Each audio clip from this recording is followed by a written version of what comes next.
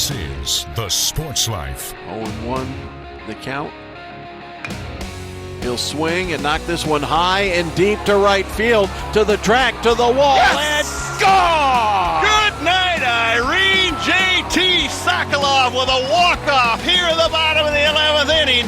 He got that one up to the jet stream, and he is going to get mobbed at home plate and maybe a Gatorade bath as well. And welcome into the Sports Life. We'll team in here along with Dalton Shetler. The call you heard was Scott Moore and Jim Cotter as Michigan State, with that walk-off homer, knocks off Ohio State. It took 11, but they got it done. And for the Spartans, it was a sweep for last weekend, which is pretty good for the Spartan baseball program. But Dalton, the key to this whole thing, when you're playing those kind of clips, I'm thinking summer. It's coming. It's really coming. You hear that? And you know, that's baseball, it's summer, it's peanuts, Cracker Jacks, the whole 9 yards. Well, this week we have a really nice show lined up for you. We're going to touch on a lot of bases. And one of the people joining us is Tim May from Lettermen Row, the veteran writer covering Ohio State football. And we're really going to delve into the possibilities here with the Buckeyes. Can or can they not regroup enough to repeat as national champs? And that's going to be really interesting. And also, if you're a Big Ten basketball fan, look, the college basketball season just finished about 3 weeks ago, but what the teams look like is almost unrecognizable to what it was at the end of that season. We're going to be joined by Ant Wright, who played at Michigan and now is a Big Ten basketball expert on his own channels at It's Ant Wright. And we're going to be learning a little bit more about what Big Ten teams look like now here towards the end of April. And also, we're going to be joined by the Big Ten Goaltender of the Year, Trey Augustine of Michigan State Hockey, as he's announced he's coming back to East Lansing. We'll find out why later on. Okay, let's get going with our Sounds of the Week. Well, we talk about national championships, all those different things. There's a new one for Big Ten sports. The men's gymnastics national championship goes to the University of Michigan. And Fred Richard actually was on the Big Ten Network, a gymnast for the University of Michigan, to talk about winning the national championship in Ann Arbor in front of the Wolverine fans. Yeah, I mean, that was big. I don't know if we would have been able to do it without them.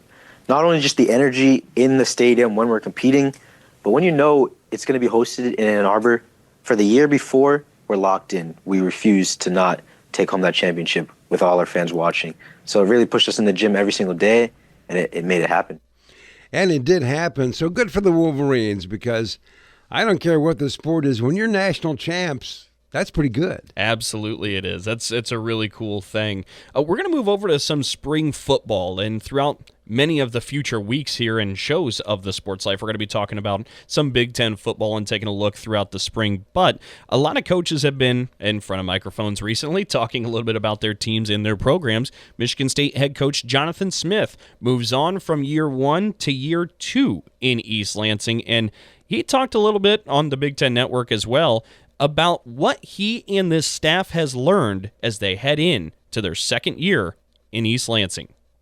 Well, you definitely learn a ton, right, in year one, in a lot of different areas pride, tradition, passion of the Big Ten and that football, being able to experience for a year was great, but also knowing that what this league entails. This thing is competitive, physical on both sides. We got some elite coaches, I think some skill players in this league that are talented as all get out. And so you learn what it looks like and where you got to take steps in your own roster, your own schemes, but feel good that we're ready to do that. After learning in year one, experiencing, did some good things, some things we got to do better. We've emphasized those and feel good that, going into year two, we're going to be better in a lot of areas. Jonathan Smith, the head football coach at Michigan State University, he said a ton there, because I've often thought that the Big Ten gets not enough credit for the great fans, the intensity. In the intensity, I'm going to hit that a second time, because there are some conferences where, okay, we got a tough game this week, and then the next two aren't so tough. There's no pass on any of these games. No, I think you're spot on. And another program that's kind of had to learn that throughout time was Nebraska, who joined the Big Ten Conference back in 2011. And as they still try to get back to the Nebraska standard, right? I mean, they finally got to the postseason this past year under Matt Rule. As they head into the next year, they already have the superstar quarterback in Dylan Raiola. And Nebraska head coach Matt Rule talked a little bit about the progression of Dylan Raiola and what that next step is for the Huskers and Dylan heading into next season. Honestly, I think he's made it. I think, when you look at great quarterbacks though on the field, I think he's made a big step in the offseason, I should say. Just his development, his mindset, just his growth. I've been really proud. And the next step is, taking the ball at the end of the game, sometimes even against insurmountable odds, and going down and winning the game. Throwing touchdowns in the red zone and tight windows. It's not making the easy play; it's making the tough plays. And so he's never shied away from that. He's made a ton of big plays. But we're gonna be in some tough games down the stretch, and we have to be able to hand the ball to Dylan. He takes his offense out there, and they go win the game. Well, Matt Rule said a lot there as well, because when you think about a freshman quarterback at this level, go back to that Nebraska season and just go to the end of some of those fourth quarters. I'm guessing he'll be a little better this year than last year. Oh, I think that's fair. And I think everybody who watched Nebraska this last year said, oh, he's got all the makings. It's just about putting it all together. And it seems like it really easily could be Dylan Raiola who takes Nebraska to that next level that they're hoping to get back to. A program that's done really well in their first year in the Big Ten was Oregon. Ended up winning the conference. Big Ten champions. Of course, fell in the college football playoff, but had a wonderful season. But Dan Lanning now no longer has his superstar quarterback, Dylan Gabriel. So the Ducks got to get back in line and see who that next quarterback is going to be to lead things in Eugene. And here's head coach Dan Lanning talking about that quarterback room and who's impressing so far out of that group.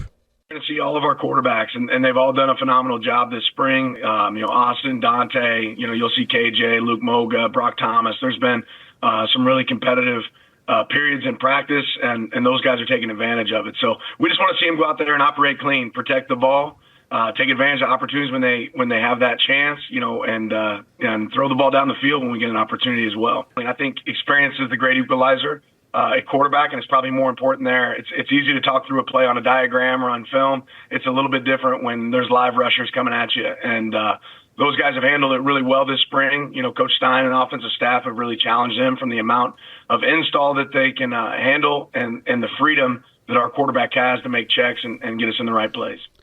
Dan Lanning, the head football coach at Oregon. And the one thing he mentioned there that I find kind of interesting, he talked about experience. Okay, we talked about Gabriel, right? Mm-hmm. Well, he came in last year as a one-year guy with experience, but not in that system. And I think one of the things they've been able to do there that's pretty impressive, they've had several seasons of one-year guys, and somehow once they get past the first couple games, they are all dialed in. Hey, you credit that a lot to the coaching and the system, right? I mean, what Dan Lanning's been able to do there and the talent accumulation that program has been able to bring in some real studs that have really elevated that program. And again, they won the league in year one. There aren't too many teams that come into the Big Ten and win in year one. Well, when we come back, we're going to tackle the question with Tim May. Is Ohio State good enough to be a repeat national champion? It's all coming up in just a moment. Oh, yeah. Hey, Dad. Did you get a new haircut or something? A new shirt? You're looking good. What happened? A little fender bender. How little? A few days in the shop little. But thanks to Mom and our agent, we've already submitted a claim and can track the status right from the app. Auto owners pays what they owe without any hassle. Sounds like simple human sense. I'm fine, by the way. Oh, yeah, I was going to ask. Ask your independent agent if auto owners make sense for you. Every kid deserves a chance to feel safe, to have their own bed, to be loved and cared for. That's why I love my foster parents. They make me feel like part of the family. Raise hope and foster dreams for one of 13,000 Michigan children in foster care. Visit michigan.gov/hope for a home or call 855-MICH-KIDS. That's 855-MICH-KIDS. Sponsored by the Michigan Department of Health and Human Services and the Michigan Association of Broadcasters. Do you hear that? That's the sound of uncertainty lurking under your hood. You know the feeling. I know I do. That sudden sinking sensation when you see a check engine light or your car unexpectedly breaks down and you're faced with sky-high repair bills. It's time to shield against unexpected repairs with CarShield. CarShield is America's most trusted auto protection company and has an A rating with the Better Business Bureau. Don't let the fear of a breakdown keep you up at night. Trust the Shield, CarShield, and say goodbye to terrifying repair bills and hello to peace of mind. Your plan also comes with 24/7 roadside assistance, courtesy towing, rental car options, and so much more. Don't wait till it's too late. Call CarShield now before a breakdown. Protect your wallet. Protect your car with CarShield. Get our best protection ever. Call now. You'll thank me later. 800-965-1292. 800-965-1292. That's 800-965-1292. We'll be back with more in a moment. This is The Sports Life.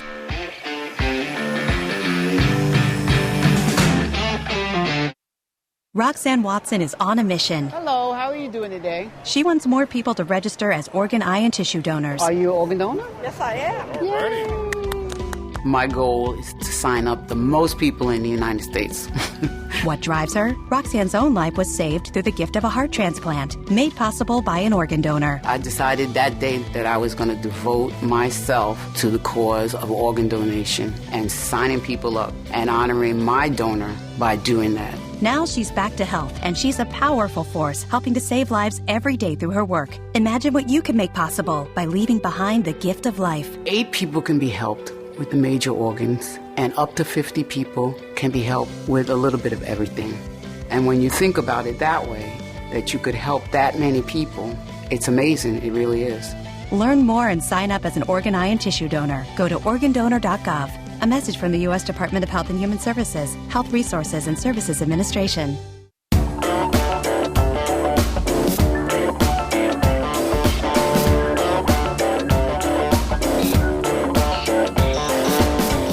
And welcome back for more of the Sports Life. We'll team in here along with Dalton Shetler.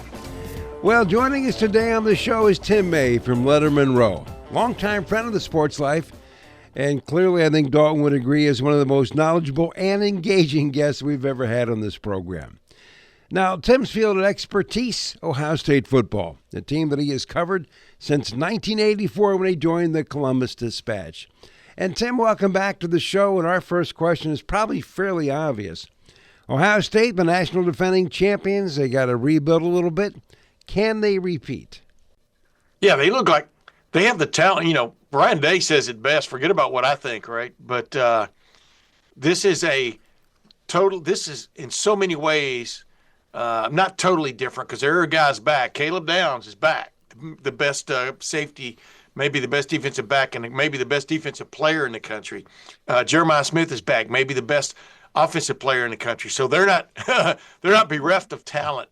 But that's the point. This is a talented but relatively inexperienced team, young team, and which was exactly the opposite of last year, especially at this time when the transfer guys had shown up and all those guys had opted to come back for another shot at it.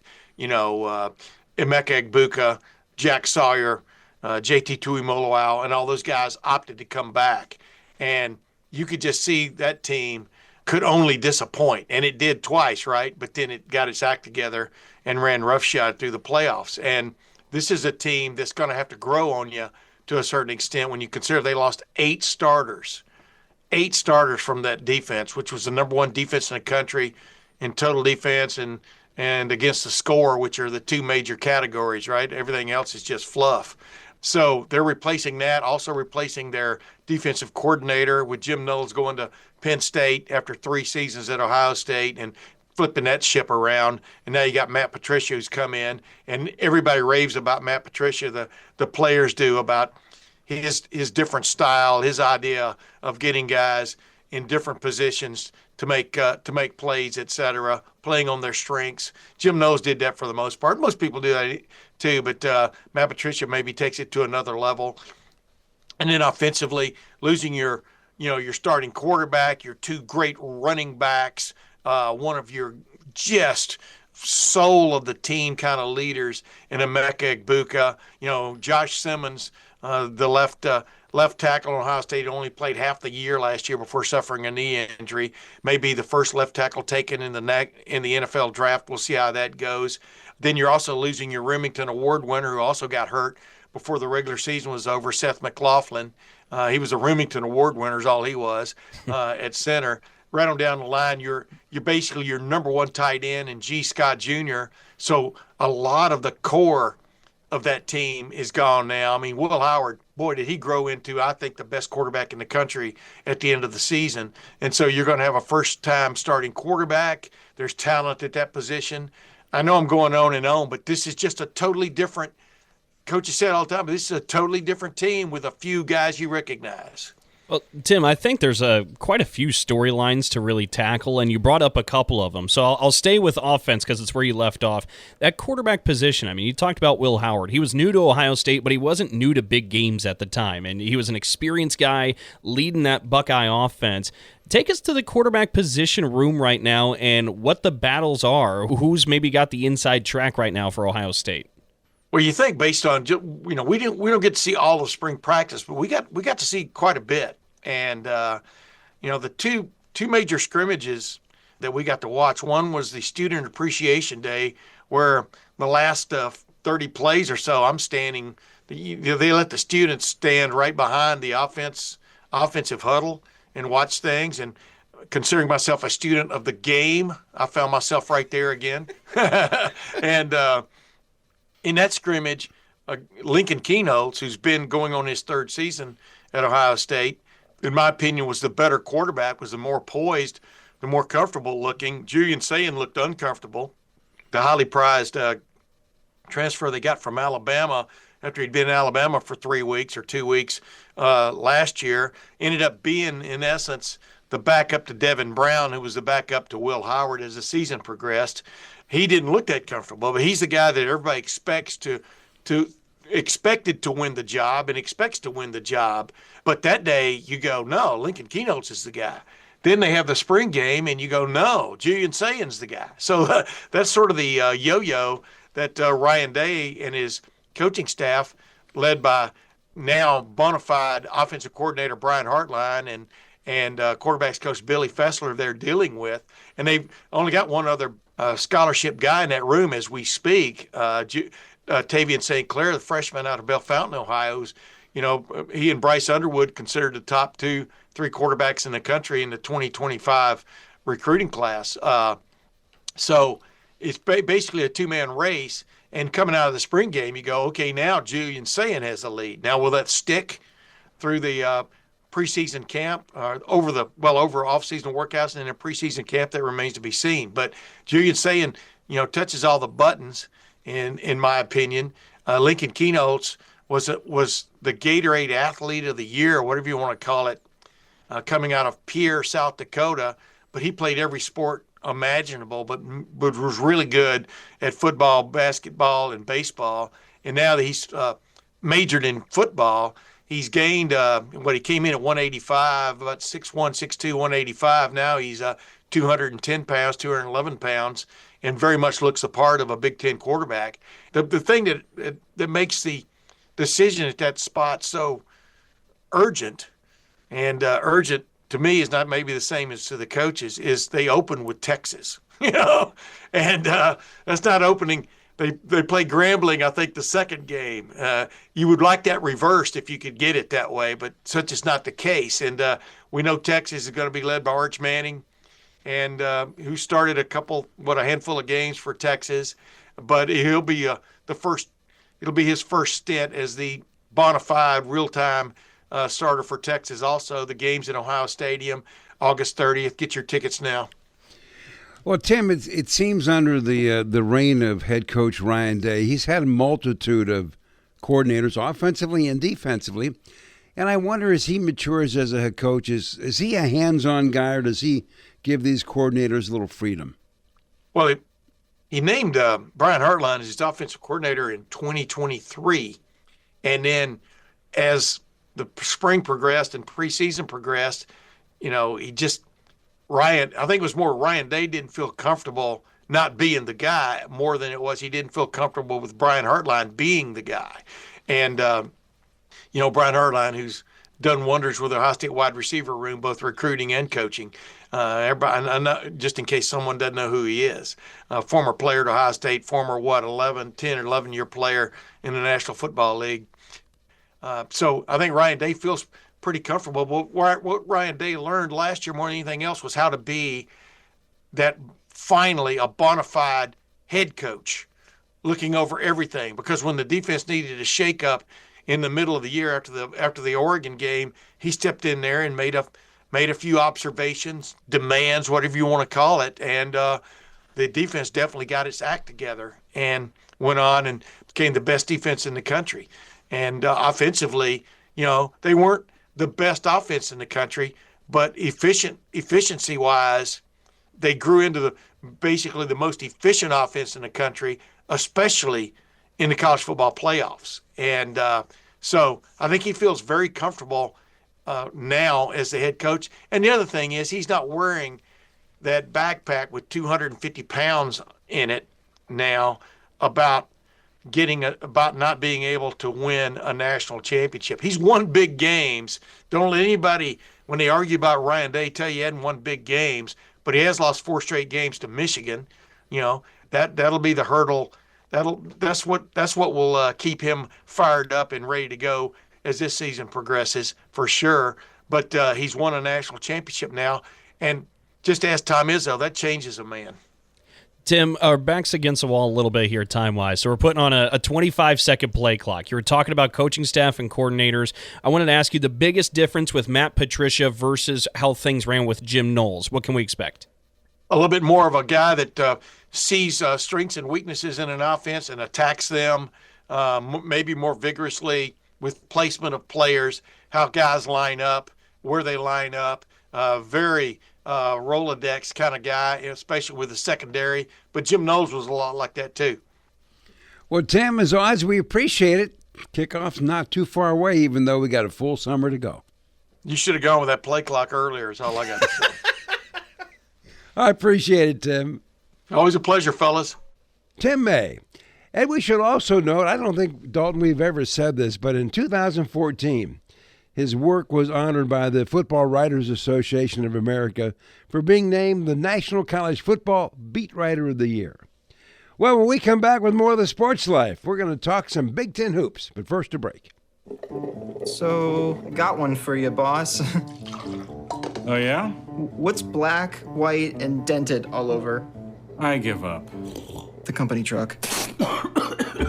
I know, but thanks to our agent, we've already submitted an insurance claim and can track the status right from the app. Auto owners pays what they owe without any hassle. Lucky for you, that's simple human sense. Ask your independent agent if auto owners make sense for you. Here's a real-life story that affects 50% of all of us out there. It's called divorce. If you've gotten divorced and now you're struggling to pay your bills and your credit card debts are completely out of control, you need to call this special debt relief hotline right now. We help people with all kinds of money problems caused by different life challenges, a divorce, a job loss, even heavy medical bills. All these life events can sometimes financially stress you out and cause you to get out of control. We help people get their lives back by showing them ways to consolidate and reduce their debt, in some cases for a fraction of what they owe. If your credit card balances are more than $10,000, call us and learn how to reduce your credit card bills and monthly payments now.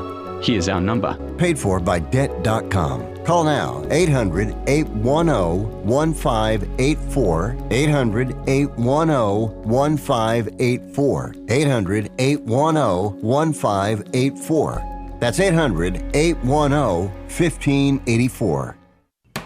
That ought to do it. Totally energy efficient. Oh no, not again. This time, we're getting help. Ladies and gentlemen, it's the battle of energy efficiency improvements. In this corner, Mr. I can save money and do it on my own.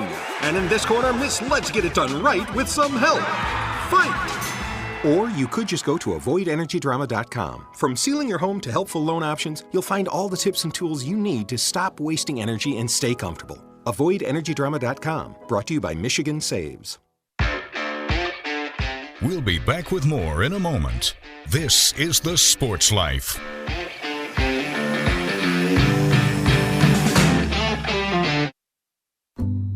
Unlike other health concerns, mental illness is not always easy to see. Depression won't show up on an eye chart, and you can't measure it on your bathroom scale. Sorting out a mental health concern is not something to attempt on your own. You won't find a bipolar disorder by looking at a thermometer. Like many other health conditions, help for mental illness takes professional diagnosis and treatment. Anxiety won't just go away under a stick-on bandage. So the sooner you seek treatment, the better. If you or a loved one has a mental health concern, don't go it alone. Find out what to do. For 24-hour free and confidential information and treatment referral, call 1-800-662-HELP. Learn more at samhsa.gov/support. That's samhsa.gov/support.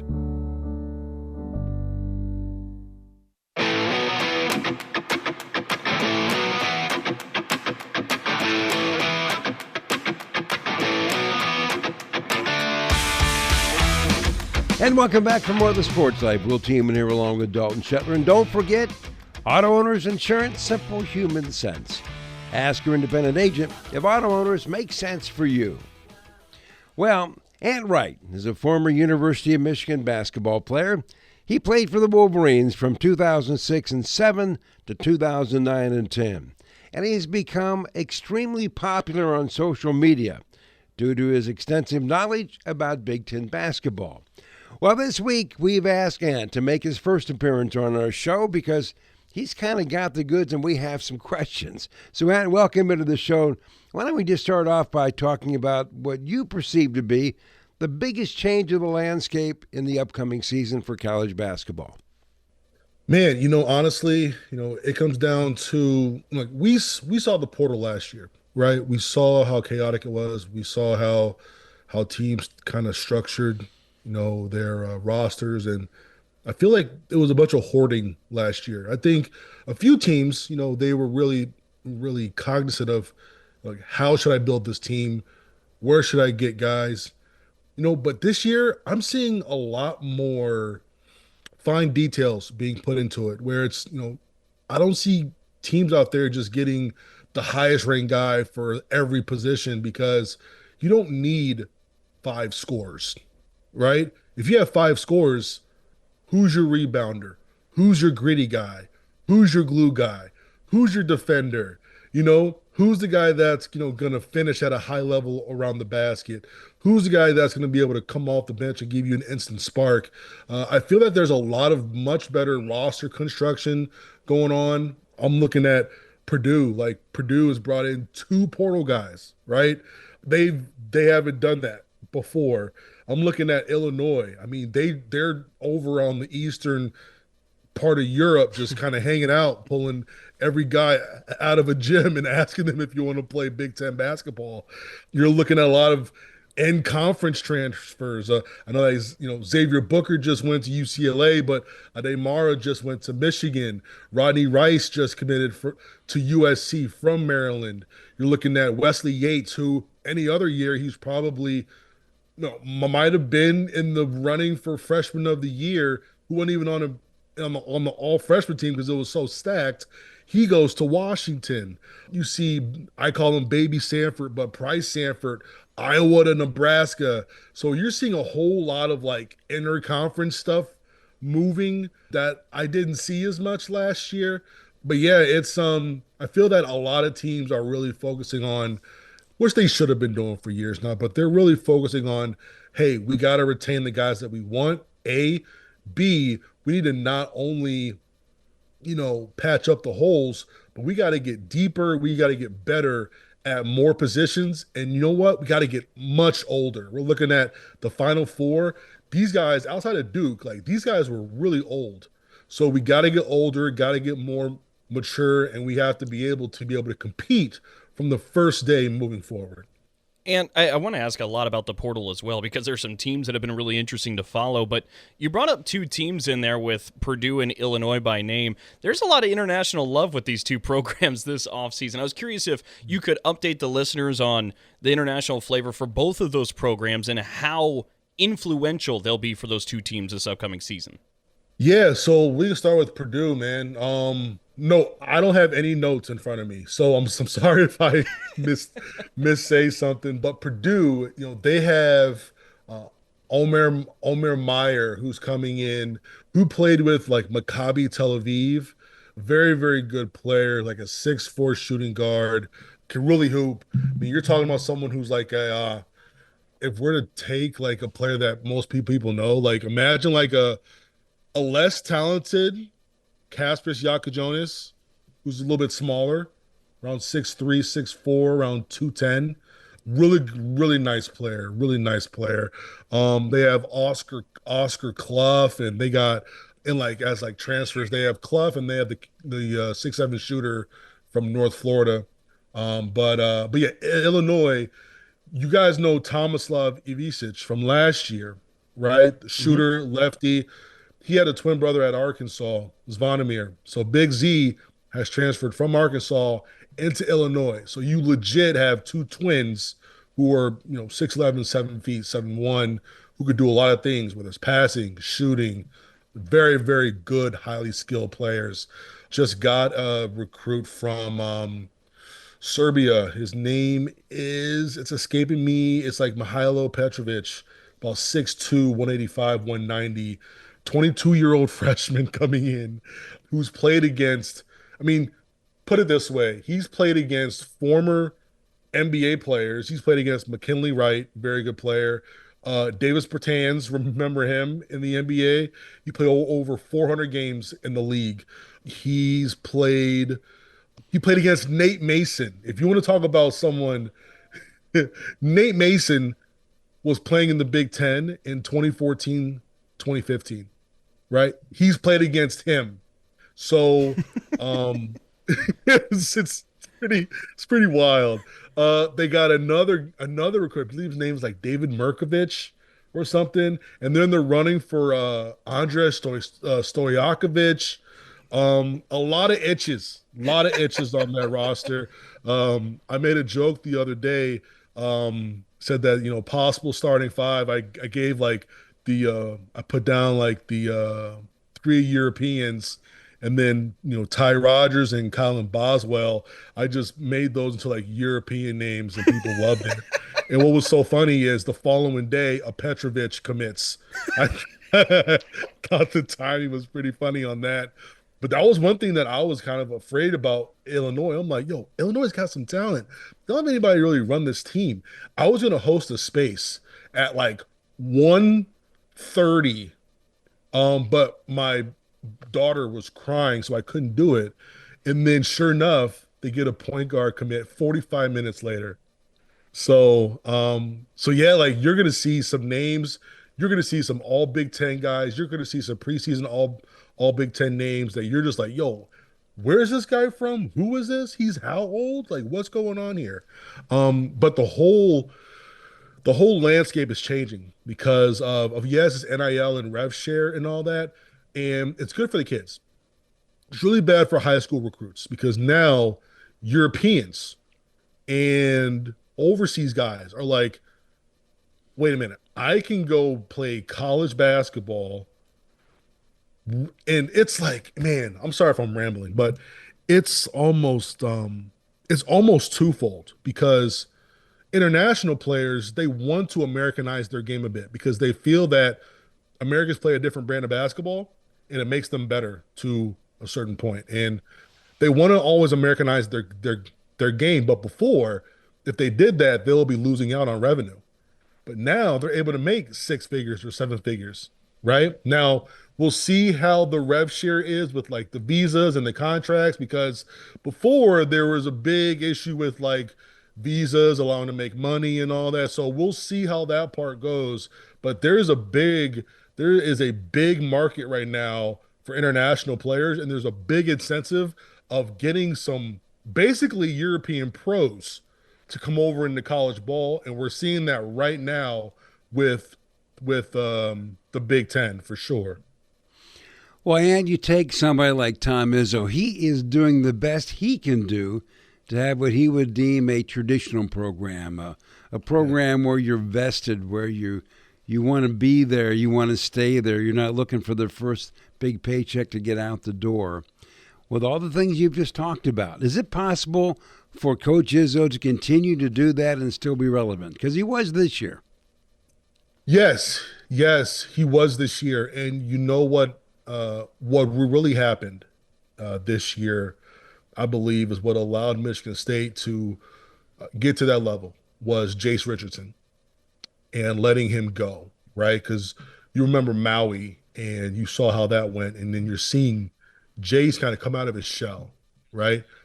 Tom Izzo doesn't just give freshmen a long leash, but Jace almost took the leash himself and said, you know what, we're going to extend this out because I'm going to do so many good things on the court. When I'm out of the game, you're going to be panicking and you're going to want to put me back in the game. But the emergence of Jace really changed this past year. Now, no Jace, Trey Holloman, he makes a decision going into his final year, and then you lose Jaden Akins, and you really want to be traditional.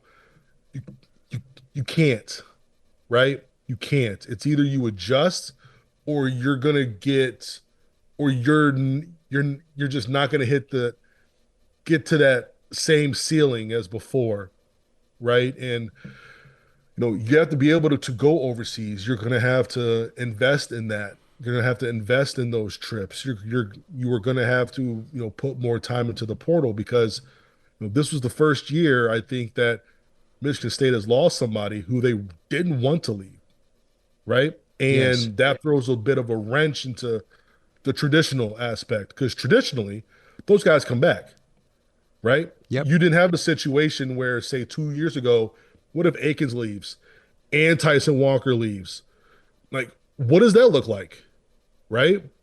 Who is Izzo going to go and try to piece back together this broken ship that he's going to feel is sinking, right? So you can keep those traditional values just like Matt Painter has, but you got to have a culture that has roots that are so deep that guys they're going to still be able to believe in that while shutting out a lot of the noise. Because when you're hearing guys are getting 1 million, 2 million, 3 million, and you're like, I'm only getting about 80,000, and they just expect me to just hang out here, right? But my guy just talked to blah, blah, blah state or blah, blah, blah tech, and they said that if I hit the portal, I'm getting 1.2 million, right? So you have to be able to bridge the gap a bit where you can kind of hang on to both, but you just can't be all in traditional anymore or you'll get ran over, unfortunately. But I do like the two guys that he's gotten, and I do think that they do need badly 2 more pieces, at least one. They need a shooting guard at minimum or a combo guard who could run backup if need be, but they need another guard. They only have one guard with experience on the roster, and that's Fears. I know Kurtang is still there, but someone's there, and even the Trey Fort kid who's listed as like a shooting guard, he's still more of a wing to me, where you're not going to give him the ball and kind of say, hey, we need you to get a bucket here. That's just not his game. So being able to just bridge the gap between both traditional and what's going on now in college ball is, very, very essential. And I really appreciate you joining us. Thank you so much. No, thank you so much for having me on, you guys. Thank you. I'm sorry I talk so much. Ant Wright making his first appearance, and a memorable one, I might add, on the Sports Life. Well, when we come back, we're going to talk to one of the best hockey goaltenders there is. But first, this time out. Oh, yeah. Hey, Dad. Did you get a new haircut or something? A new shirt? You're looking good. What happened? A little fender bender? How little? A few days in the shop little. But thanks to Mom and our agent, we've already submitted a claim and can track the status right from the app. Auto Owners pays what they owe without any hassle. Sounds like simple human sense. I'm fine, by the way. Oh, yeah, I was gonna ask. Ask your independent agent if auto owners make sense for you. So I graduated last year and got a job. Sweet! But it got boring. I didn't really have a purpose. Then I started volunteering with Community Action. It's a statewide network with 29 agencies across Michigan. Community Action helps people with food, housing, utilities, childcare, senior services, you name it. I found my purpose, helping people, changing lives. Won't you join me? Call 1-855-MI-ACTION or go to MichiganCommunityAction.org. Sponsored by Michigan Community Action and Michigan Association of Broadcasters. This is a potter's field. When people can't pay for their funerals, they are buried here. It is a lonely, desolate place, littered with unmarked headstones. No one visits. No one leaves flowers. But it doesn't have to be that way. For as low as $1 a day, you can ensure your family will have the money to pay your funeral expenses. We offer burial insurance plans that pay up to $30,000. Considering the average funeral costs more than $10,000, that's peace of mind for your family. There are no medical exams, your rates won't increase, and your policy cannot be canceled as long as you make your premium payments. Call now to get approved in minutes and ensure your final resting place is more than just a pauper's grave in a potter's field. 800-562-2407. 800-562-2407. 800-562-2407. That's 800-562-2407. Paid for by Final Expense Direct. We'll be back with more in a moment. This is The Sports Life.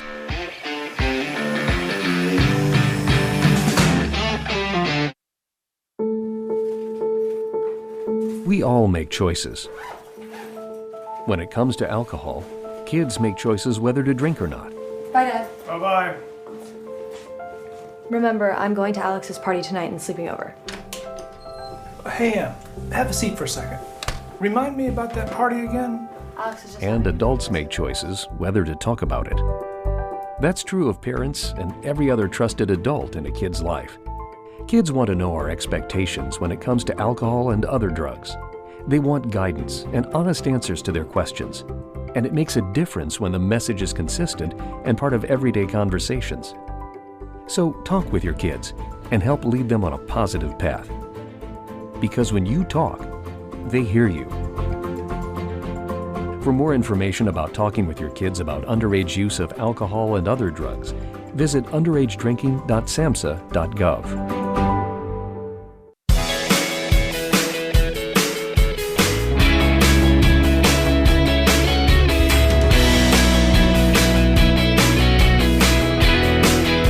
And welcome back for more of the Sports Life. We'll team in here along with Dalton Shetler. Well, today we're going to be joined by last season's youngest starting goaltender in all of college hockey. Yet, he has a resume that clearly does not read that way. This past season, Michigan State sophomore Trey Augustine was a first-team All-American and was honored as the Big Ten's Goaltender of the Year. And Trey, thanks for joining us here on the show this week. And so, instead of talking about this wonderful year you guys just came off of, I thought maybe we'd start off by looking at the last two seasons. In the last 2 years, the Spartans have won back-to-back Big Ten regular season titles, back-to-back Big Ten tournament titles, and back-to-back trips to the NCAA tournament. Now, you don't have to go back too far, Trey, to know that things weren't quite that good before you guys showed up. So the question I think to open everything up with was, how has the last couple of years been for you, and what really turned this program around? Yeah, I mean, it's really been incredible to kind of see the growth in just the last 2 or 3 years of this program and just everyone around this organization. Obviously, it takes a whole village to kind of get to this point, but just so thankful to be here. And obviously, I think everything kind of stems from the coaching staff and Coach Nightingale and the culture that we have here now. I think without culture, you can't go as far as we have. And I think just kind of being around this group and seeing how dialed in everyone is just to accomplish our goals is pretty special.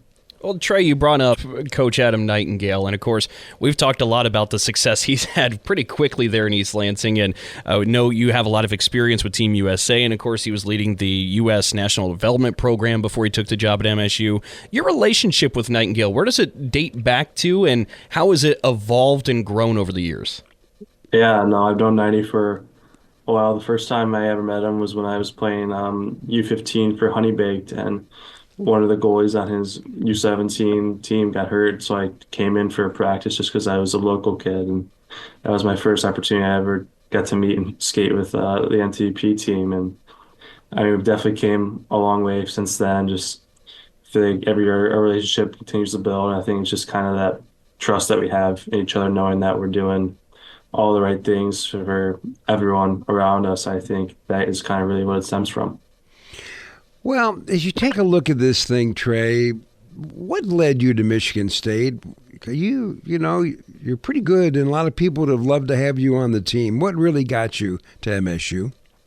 I think it always comes back to just the people that are here. I think from the first time I came here to visit with Coach Nightingale and his staff and just all the other employees around the rink, I think there's just that passion and desire, and just everyone is such a super good person. And at the end of the day, that's what's most important to me too. I want to kind of be known for something other than being a great hockey player. I want to be known as a outstanding member of the community. And I think everyone here is a great example of that.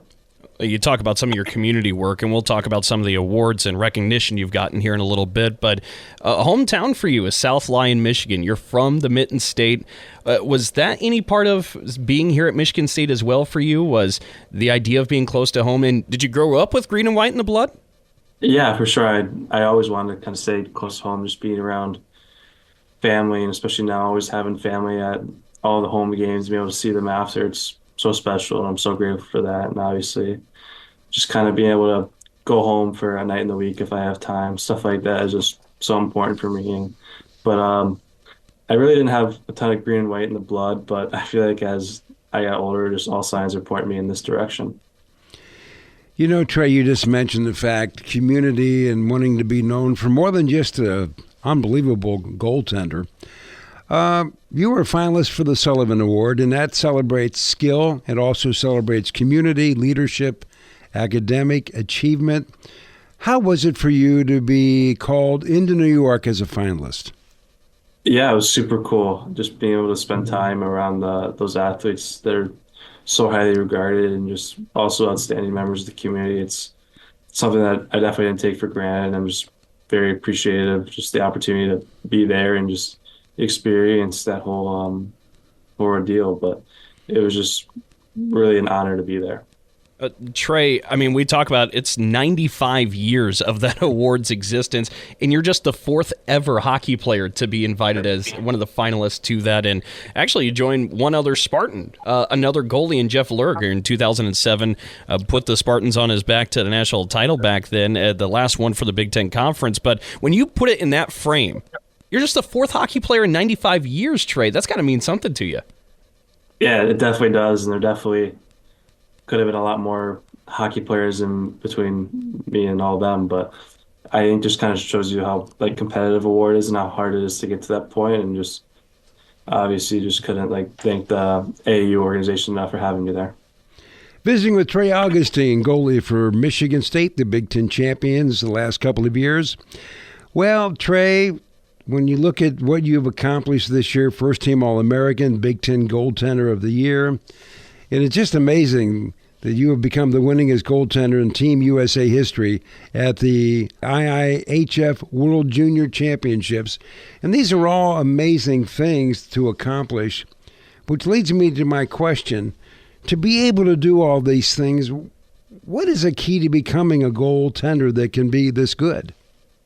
Yeah, for me, I think the most important thing is just staying in the moment. Obviously, there's a lot of outside noise as you go up the levels in hockey, and I think just being able to kind of be where your feet are and just be present and just enjoy the little things that go on, like team dinners with all the guys and just being around the rink and laughing, and smiling, and having fun. I think just really cherishing those moments, and obviously when you get to the big stages, you're just going to be ready to go. Trey, I think goalies, hockey goalies specifically, are one of the more rare and uncommon type breeds in maybe all of sports. And maybe a path to finding yourself as a goalie can be interesting. And it seems to be different for all the goalies we talk to. When did you discover that, oh, goalie's where I belong, and this is kind of me, this is my identity? Yeah, my dad got me into learning to skate when I was around 7 or 8 years old. That was my first time ever stepping on the ice, and got me signed up for a mite team shortly after that. And just because we were so young, you kind of had to rotate through the goalies of everyone on the team. And I just always raised my hand, and just from the first game I played way back then, so many years ago, I just always loved it, enjoyed being back there and being there for the guys, and continued to raise my hand after that. And I think that's what kind of really led me to this point. Trey, does the game have to slow down for you? I mean, when they're attacking the net, it sometimes looks pretty chaotic. How do you sort it all out? Try to figure out where the puck is. Yeah, a lot of practice, a lot of reps. I think just with how good the players have gotten, it's just kind of for me to be ahead of the play and just recognize things that could potentially happen out there is just kind of my keys to having success. Well, here comes the big one, Trey. You could be looking at playing in the National Hockey League next season, but you've elected to come back. Why? I want to win a national championship. I think that's something that this school deserves, and everyone around this program really deserves as well. And I think we have a team that can do that again, and just want to give it my all one last time. Well, and Trey, there's reason to believe that your team is in that spot. Two-time Big Ten champs in your 2 years in net, but this year, of course, dropped in that first round against Cornell. Can you take us from the moments from that tough, bitter loss to making the decision to come back? How did you reevaluate that Michigan State was that close? How did that fuel you, motivate you to make the decision you did? Yeah, obviously it was a really tough loss on me and all the guys and everyone around the program. I think we definitely had a team that could have done it this year, and just kind of sucks the way it went out. But it happens, especially in a single elimination tournament like that. Anything can really happen. And I think kind of once that game was over, just kind of me talking with my parents and support staff around me. And obviously I know some of the guys that are coming in and the guys that are coming back. And I think just kind of taking it all in, I realized that I owe it to Michigan State to come back for more year. So at the end of the day, Trey, you're going to come back to make a run at a national title. That's what you've just said, which everybody's excited about. But at the end of the day, when your time at Michigan State is done, what do you think you'll take away? What do you think you'll remember the most about it? Honestly, I'd just be playing in front of the fans. I remember coming to the games when I committed here with Coach Nightingale's first year, and the building was a little over half full maybe, and still like a great place to play and everything. But just seeing how almost every weekend now that we have every game sold out and the fans continuously get louder and louder, and just having this atmosphere and environment here, it's just so special. I'm really glad that I could be a part of that. Well, Trey, congratulations on another great season, and I think next year could be very, very special. Yeah, thank you. Thank you for having me on. Trey Augustine, the Big Ten's goaltender of the year. Well, when we come back with more of the Sports Life, our parting shots right after this. So, got one for you, boss. Oh, yeah? What's black, white, and dented all over? I give up. The company truck. I know, but thanks to our agent, we've already submitted an insurance claim and can track the status right from the app. Auto owners pays what they owe without any hassle. Lucky for you, that's simple human sense. Ask your independent agent if auto owners make sense for you. So I graduated last year and got a job. Sweet! But it got boring. I didn't really have a purpose. Then I started volunteering with Community Action. It's a statewide network with 29 agencies across Michigan. Community Action helps people with food, housing, utilities, childcare, senior services, you name it. I found my purpose, helping people, changing lives. Won't you join me? Call 1-855-MI-ACTION or go to MichiganCommunityAction.org. Sponsored by Michigan Community Action and Michigan Association of Broadcasters. If you have diabetes, listen up. If you have insurance, you can qualify for a continuous glucose monitor. With a CGM, you can continuously track your levels and trends and spend more time in range, significantly lowering your A1C. More importantly, a CGM eliminates the one thing most people with diabetes hate: painful finger sticks. Order your new continuous glucose monitor today. If you use insulin and if you've seen your diabetes care provider within the last 6 months, you may qualify for your own CGM right now. We'll do all the insurance paperwork and deliver your new CGM at little or no out-of-pocket cost to you. Medicare and most insurances will cover your CGM, so don't wait. Have your insurance handy and call the Aptiva Medical CGM Health Hotline right now. 800-948-6912. 800-948-6912. 800-948-6912. That's 800-948-6912. We'll be back with more in a moment. This is The Sports Life.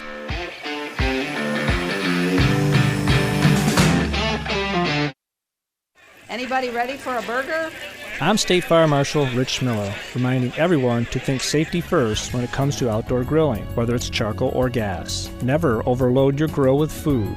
Excess fat and grease will create large flames. Grill outdoors and never inside or in a garage. Never leave a grill unattended, and always keep a fire extinguisher nearby. For more tips on safe grilling, visit the Bureau of Fire Services website at michigan.gov/BFS. Medicaid and CHIP offer free or low-cost health coverage for children and teens. Hospital and doctor visits, prescriptions, shots, and more are covered. That's peace of mind for parents if a child is sick or gets injured. And parents may now be eligible for Medicaid too, even if they've applied in the past. Enrollment is always open. Visit insurekidsnow.gov or call 1-877-KIDS-NOW. Paid for by the U.S. Department of Health and Human Services.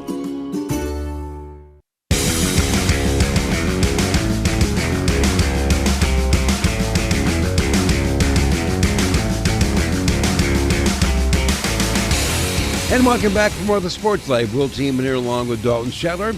We had a good show this week. We've hit on several topics. A little college basketball, talking about Ohio State and one of the best hockey players in college hockey.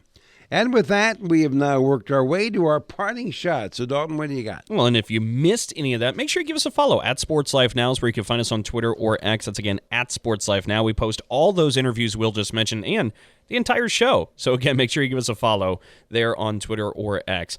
What I wanted to do with my parting shot was a bit of a PSA, I suppose.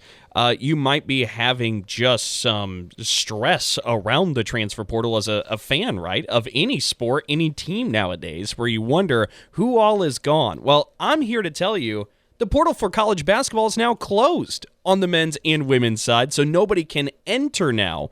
And for spring football, that window, it is closing pretty much as we speak. So the names are about to stop going into the portal. People will still move around that are already in there. They'll find new places. But since we're talking about basketball here too for a second, Will, and we've talked so much about the transfer portal today with Ant Wright, college men's basketball at the Division I level saw 2,500 players enter the transfer portal. On the women's side, 1,500 at the Division I level. That's 4,000 collegiate basketball players that are sitting in the transfer portal. Some have already found destinations, but still, when I present to you the number 4,000 D1 basketball players, men and women, it's a bit staggering. How many announcers got in there? That's a good question. Well, my parting shots this week are pretty basic, and I just wanted to take a moment to congratulate the Big Ten and some of the sports that are national champions. Right now, the Big Ten has 9 national championship teams: Northwestern, field hockey; Wisconsin, women's hockey; Oregon, women's indoor track and field; Southern Cal, men's indoor track and field; Penn State, volleyball; Michigan, men's gymnastics; Penn State, wrestling; UCLA, water polo; and Ohio State, football. And with that, that's a wrap for this week's show. And as always, we appreciate everybody joining us. And we should also note that you can find us wherever you find your podcasts, like SoundCloud, Spotify, and Apple. And make sure to check us out and hit subscribe. As always, thanks to the Big Ten Network. The Sports Life is produced by Dalton Shetler and assisted by Owen Cronin. Our executive producer is Wendy Hart. So on behalf of Dalton Shetler, I'm Will Tiemann, and thanks for your time.